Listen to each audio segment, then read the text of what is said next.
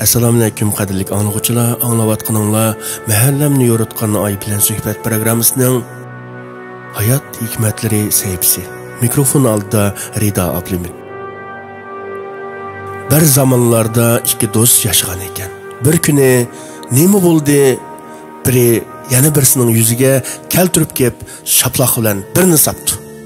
Xafa bo'lgan do'sti hech narsa demasdan oldidagi qum dövüsiga "Bugün mening eng yaqin do'stim meni urdi" deb esibdi. Ular qayergadir bir safarga chiqibdi. Bir yerda ular daryodan suv kechib o'tayotgan ekan, suv ulg'ayib daryo sal kelib, suv ularni eqitib ketdi.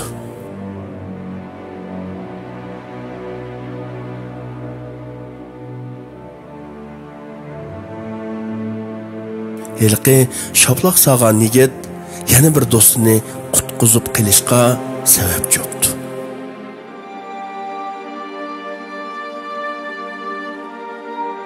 Qutqizib ilingan do'sti o'zi asli kelgandan keyin Toshqa "Bugun mening eng yaqin do'stim jinimni qutqizib oldi" deb o'yibdi.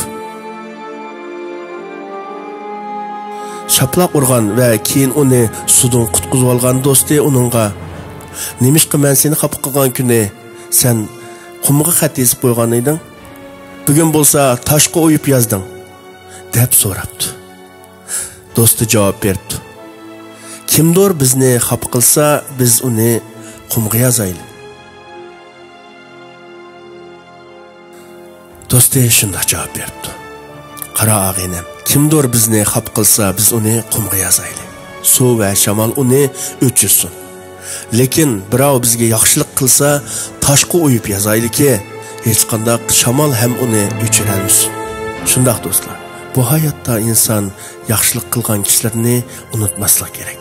Bu hayotda yaxshilar yodlanadi. Programmamizni yoqtirgan bo'lsangiz, programmamizga agishing.